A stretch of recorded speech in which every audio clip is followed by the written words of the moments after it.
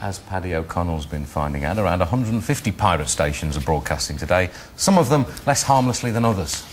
The term pirate radio takes its name from the stations transmitting illegally from ships anchored just outside British waters in the 1960s. Arguably the most famous of these is Radio Caroline. Caroline was established just off Felixstowe in 1964 and broadcast the new wave of pop music unavailable to listeners elsewhere.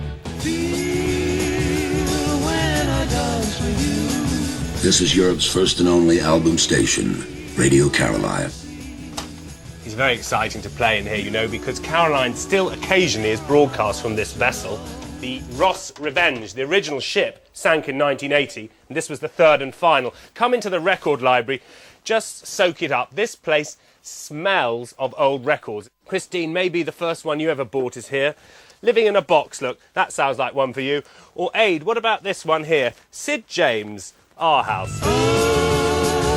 When we started, there was no popular music. The radio laws of Britain were restrictive to say you can't have a commercial radio station. The BBC had control of all the broadcasting in the UK. They had a policy that unless you were famous, you didn't get played. So you could be the best artist or band in the world and there was no way forward for you.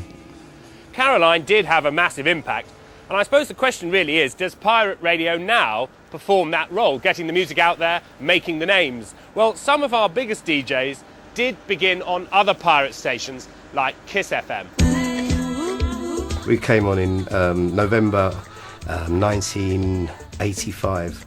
At the time there were two commercial radio stations. For years there'd been a need for soul music on the radio.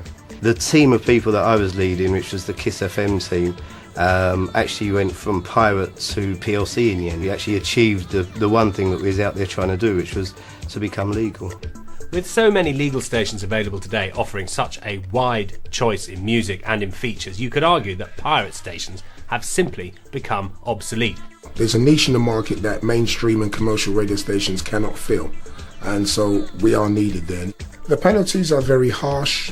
They can be severe. We could be in prison, we could be fined excessively. It's not enough to stop us doing what we do. We go ahead and take those chances because of the passion that we have for radio. The biggest issue for us really is the interference that illegal broadcasters cause to other commercial radio stations and their listeners, but probably more importantly to emergency services. Take 2008 for instance, we received 40 complaints of interference from emergency services, predominantly from the London Fire Brigade, who were experiencing problems communicating with their fire crews. Last year, police raided 40 pirate stations and they shut down 850 illegal transmitters. But even though it's illegal, new stations still start up. So all these years after Caroline began, pirate radio is still very much alive, and the evidence says it's here to stay. Bill, when you were asked to perform in a film about Radio Caroline, I suppose it must have been the same as we asked Michael Sheen yesterday. It must have been great when you were asked to play Brian Clough, being a film about football in that era. A personal area of interest for you? Yeah, definitely. It was Richard Curtis, who I've worked with before and who I like working with enormously. He called me and I just said yes to whatever it might be. Then he said, maybe, maybe you should read the script. And I did read the script, and I was cheered by the fact that it was about Radio Caroline. Radio Caroline and all those pirate radio stations were a very big deal when I was a kid, and it's difficult to explain now because there's no parallel for it, but there was absolutely nothing, and then Radio Caroline came along and you could hear everything. You could only hear your mum and dad's music, which was basically men and women singing in evening wear about the moon or the stars or something. And then it went... There's nothing wrong with that. No, it's all very healthy. It's all very healthy. But then it went directly to Jimi Hendrix burning his guitar and Pete Townsend doing a windmill and the Rolling Stones and lots of black American soul music. And it was a bonanza. It was like a revolution. And the only place you could get it was on the Pirates, so they were a big, big deal. OK, well, the boat that rocked, of course, it was the premiere last night. Yeah. And we have got a little clip of it as well. Carl, I just got a message from Shaw, and your mother is dropping by to pay us a visit for Christmas. You're kidding?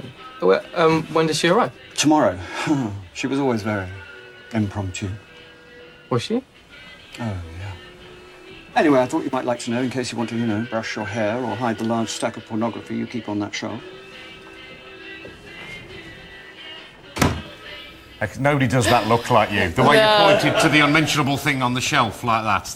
No, nobody can point like that. There's a lot of this going on in it. Was that somebody moving the camera, or was the whole floor moving? There was a very, very expensive and sophisticated gimbal hydraulic thing in the studio, which was the only time I actually felt sick. They recreated the sway of the boat in the studio. On the boat itself, we were pretty blessed. The weather was cool and nobody got sick, but when we got in the studio, everybody went a bit queasy. So they used to rock it up, and you'd either rock it up to 4 or 5 or 6 or 7 if the weather got really bad. And it was quite difficult trying to act, because you did shake all over.